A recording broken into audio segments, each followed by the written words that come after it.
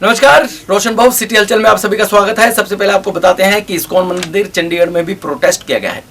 बांग्लादेश में हिंदुओं की निर्मम हत्या और अत्याचारों को लेकर यह प्रोटेस्ट शांतिपूर्वक ढंग से किया गया। देश भर में इन हत्याओं को लेकर आक्रोश है और ऐसा ही आक्रोश चंडीगढ़ के सेक्टर 36 में इकट्ठा हुए लोगों में भी देखने को मिला। यहाँ पर हर उम्र का व्यक्ति शामिल हुआ और शांतिपूर्वक प्रोटेस्ट किया।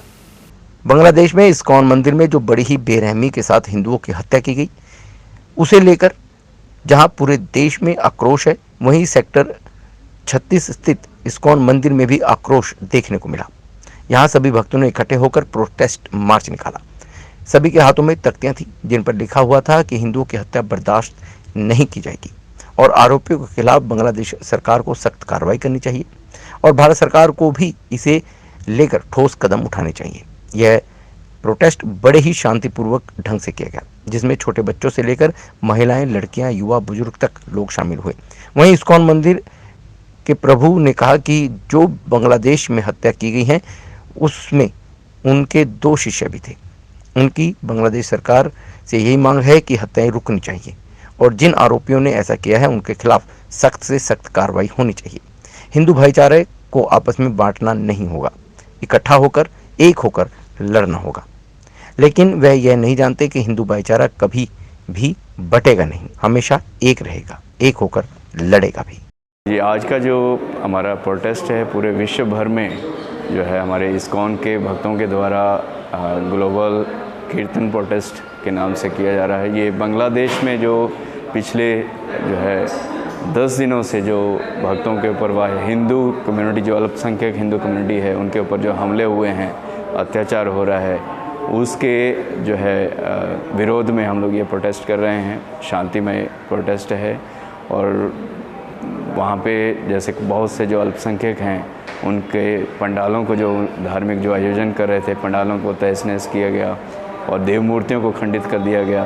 तत्पश्चात जो है उन हिंदू घरों को जो है उनको जला दिया गया और इस्कॉन का जो मंदिर है वहाँ पे हमारा नौखली में, वहाँ पे उसको तोड़ा गया और जो आक्रमणकारी जो हैं इस तरह के लोग, उन्होंने आक्रमण करके उसको 2 हमारे जो भक्त हैं, पार्थदास और एक और साहा प्रभु हैं, उनको मार कर उनकी जो शरीर को उनको जो है तालाब में फेंक दिया गया।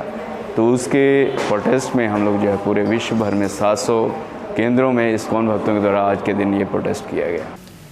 त्योहारी सीजन आते ही मिलावटी खाद्य पदार्थ भी आने आरंभ हो जाते हैं और इसी पर नियंत्रण रखने के लिए पंचकूला खाद्य विभाग सतर्क हो गया है। विभाग द्वारा जगह जगहों पर औचक निरीक्षण किया गया। कई जगहों से सैंपल इकट्ठा किए गए और इन सैंपल्स को लैब में भेजा गया है। पंचकुला के सेक्टर 14 बेकर्स ओवन में खाद्य आपूर्ति विभाग द्वारा औचक निरीक्षण किया गया। खाद्य आपूर्ति विभाग द्वारा बेकर्स ओवन के खाद्य पदार्थों के सैंपल लिए गए और निरीक्षण के लिए भेज दिए गए। खाद्य आपूर्ति विभाग के इंस्पेक्टर गौरव शर्मा की टीम ने यहाँ पर चेकिंग की। पूरी टीम ने अन्य जगहों पर भी औचक निरीक्षण किया। यहाँ पर जो खाद्य वस्तुएं इस्तेमाल हो रही थी या जो पकाने में इस्तेमाल होती हैं, उनका निरीक्षण किया गया, सैंपल लिए गए। इसके अलावा पंचकुला के अन्य स्थानों पर भी टीम द्वारा चेकिंग की गई है ताकि त्योहार के सीजन में कोई मिलावटी सामान प्रयोग ना हो रहा हो। त्योहारों के चलते खाद्य आपूर्ति विभाग द्वारा जनता के स्वास्थ्य को देखते हुए लगातार इस तरह की चेकिंग की जा रही है और सैंपलिंग लेकर लैब में भेजे जा रहे हैं। आंगनवाड़ी वर्कर्स ने अपनी मांगों को लेकर धरना प्रदर्शन शुरू कर दिया है और यह धरना प्रदर्शन कांग्रेसी विधायकों और मंत्रियों के घरों के बाहर करने का इरादा या फैसला लिया गया है, लेकिन पुलिस द्वारा सुरक्षा के मद्देनजर इन वर्कर्स को बाहर ही रोक दिया गया और जहां पर पुलिस ने इन्हें रोका वहीं पर इन्होंने अपना प्रदर्शन आरंभ किया। कांग्रेसी विधायकों की आत्मा को जगाने के लिए पंजाब आंगनवाड़ी वर्कर्स यूनियन की अगुवाई में वर्करों की ओर से शनिवार को प्रदेश भर में मंत्रियों और विधायकों के घरों का घेराव किया और क्रमिक भूख हड़ताल की शुरुआत की। माली कर्मचारियों ने पूर्व सेहत मंत्री व विधायक बलबीर सिंह सिद्धू के घर के बाहर आंगनवाड़ी कर्मचारी यूनियन के सदस्यों की ओर से सुखमनी साहिब का पाठ करवाया गया। बेशक आंगनवाड़ी वर्कर्स ने हड़ताल से पहले विधायक की कोठी के बाहर बैठना चाहते थे, लेकिन पुलिस ने वर्कर्स को फेज 7 मोटर मार्केट के पास ही रोक लिया, जहां रोष स्वरूप सड़क पर ही बैठकर आंगनवाड़ी कर्मचारी यूनियन के सदस्यों की ओर से सुखमनी साहिब का पाठ किया गया। प्रदर्शन पूरी तरह से शांतिपूर्वक रहा। यूनियन सदस्यों ने चेतावनी दी है कि यदि जल्द मांगे नहीं मानी गई तो 14 नवंबर को मुख्यमंत्री के निवास का घेराव किया जाएगा। मोहाली के अध्यक्ष बलजीत कौर ने बताया कि अपनी मांगों को लेकर आंगनवाड़ी कर्मचारी लगातार प्रदर्शन करते आ रही हैं, लेकिन इसके बावजूद सरकार की ओर से कोई सुनवाई नहीं हो रही है। बलजीत कौर ने कहा कि कर्मचारियों की मांगों को पूरी करवाने के लिए सुखमनी साहिब का पाठ विधायकों के घरों के आगे शुरू किया गया है, ताकि कांग्रेसी विधायकों की आत्मा जाग जाए।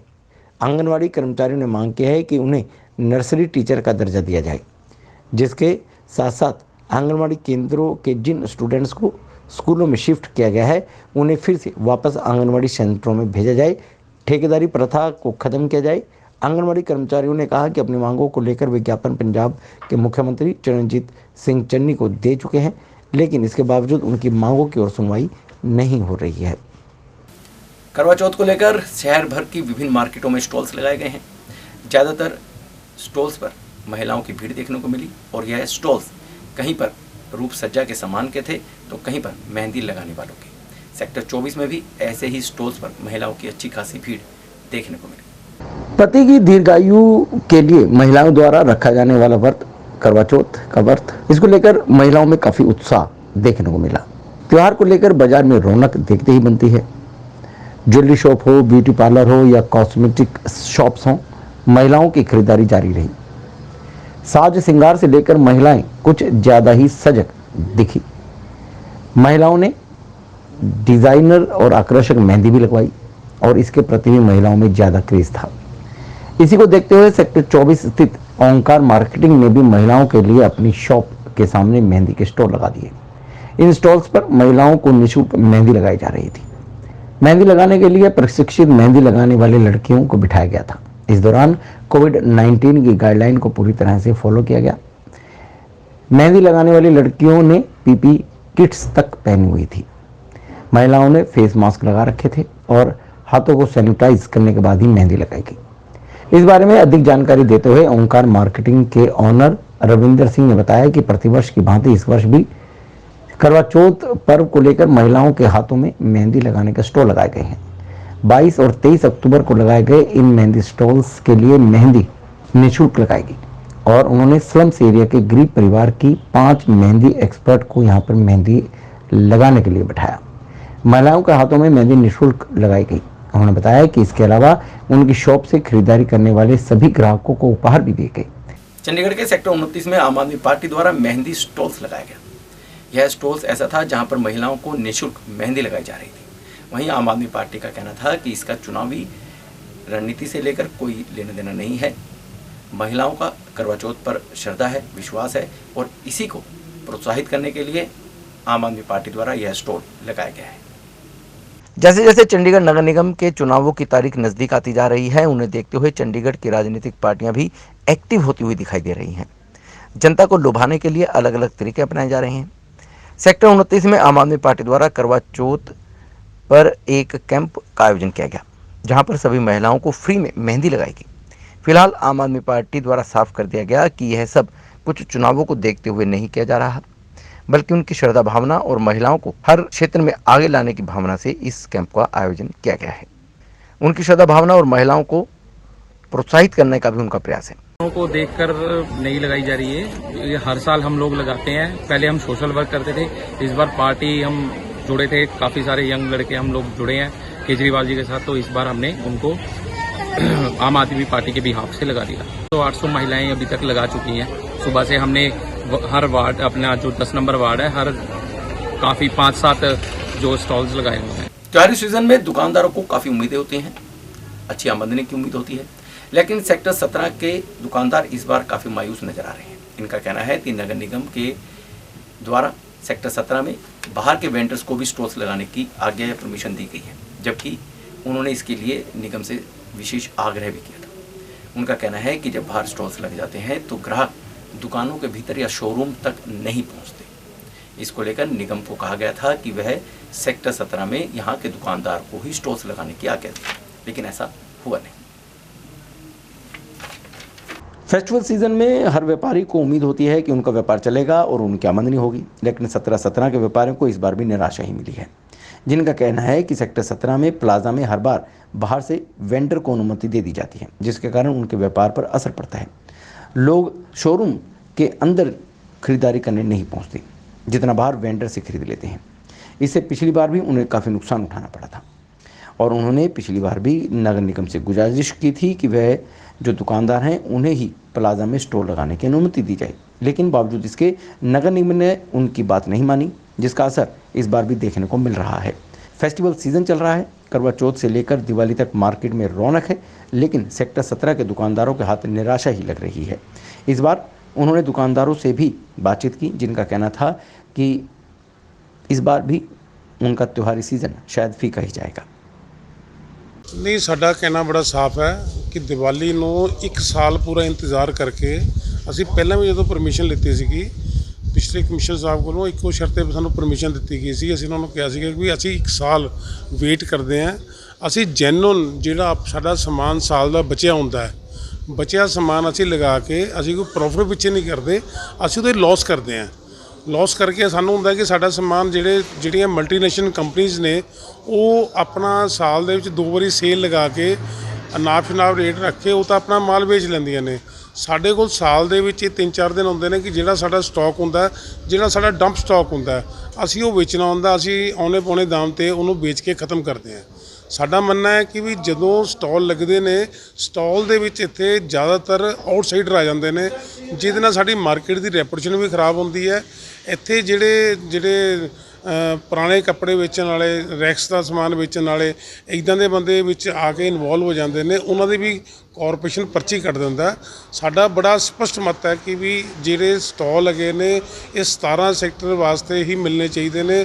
ਇਹਦੇ 17 ਸੈਕਟਰ ਦੇ ਦੁਕਾਨਦਾਰ ਹੀ ਇਨਵੋਲਵ ਹੋਣੇ ਚਾਹੀਦੇ ਨੇ, ਹੋਰ ਕੋਈ ਬੰਦਾ ਨਹੀਂ ਇਨਵੋਲਵ ਹੋਣਾ ਚਾਹੀਦਾ। हाँ, ਅਸੀਂ ਮੇਅਰ ਸਾਹਿਬ ਕੋਲ ਟਾਈਮ ਲਿੱਤਾ। ਮੇਅਰ ਸਾਹਿਬ ਅੱਜ ਦਿੱਲੀ ਸੀਗੇ, ਅਸੀਂ ਮੰਡੇ ਨੂੰ ਉਹਨਾਂ ਕੋਲੋਂ ਦਿੱਲੀ ਆਪਾਂ ਮਿਲਾਂਗੇ। ਜੇ ਲੋੜ ਪੈਂਦੀ ਕਮਿਸ਼ਨਰ ਸਾਹਿਬ ਕੋਲ ਵੀ ਜਾਵਾਂਗੇ, ਉੱਤੇ ਉਹਨਾਂ ਨੂੰ ਆਪਣੀ ਗੱਲ ਰੱਖਾਂਗੇ। ਅਸੀਂ ਪਹਿਲਾਂ ਵੀ ਕਨਵਿੰਸ ਕਰਨ 'ਚ ਕਾਮਯਾਬ ਹੋਏ ਸੀਗੇ ਕਿ ਵੀ ਜਿਹੜੇ 17 ਦੇ ਦੁਕਾਨਦਾਰ, ਸਾਡਾ ਏਰੀਆ ਪਿਛੜਾ ਏਰੀਆ ਹੈ, ਹੁਣ ਪੂਰੇ 17 ਸੈਕਟਰ ਦਾ ਸਟਾਲ ਲੱਗਦੇ ਨਹੀਂ, ਸਿਰਫ ਇੰਨੀ ਜੀ ਜਗ੍ਹਾ 'ਤੇ ਸਟਾਲ ਲੱਗਦੇ ਨੇ। ਇਹ ਸਟਾਲ ਜਿਹੜੇ ਹੈਗੇ ਨੇ ਇੱਥੇ ਦੇ ਬੰਦੇ ਨੇ ਪ੍ਰਾਪਰਟੀ ਦੇ ਉੱਤੇ, ਜਾਂ 17 ਦੀ ਮਾਰਕੀਟ ਦੇ ਜਿਹੜੇ ਬੰਦੇ ਨੇ ਉਹਨਾਂ ਦੇ ਪ੍ਰਾਪਰਟੀ ਦੇ ਦੇਣੇ ਚਾਹੀਦੇ ਨੇ, ਨਾ ਕਿ ਰੈਕਸ ਵਾਲਿਆਂ ਨੂੰ 19 ਸੈਕਟਰੋਂ 22 ਸੈਕਟਰੋਂ ਰੈਕਸ ਵਾਲੇ ਆ ਜਾਂਦੇ ਨੇ। ਉਹਦੇ ਨਾਲ ਸਾਡੀ ਮਾਰਕੀਟ ਦੀ ਰੈਪੂਟੇਸ਼ਨ ਨੂੰ ਵੀ बड़ा फर्क पैंदा है।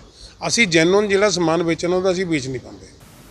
हरियाणा में गरीब परिवार का कोई भी बच्चा यदि उच्च शिक्षा प्राप्त करना चाहता है तो उसे निःशुल्क उपलब्ध हो।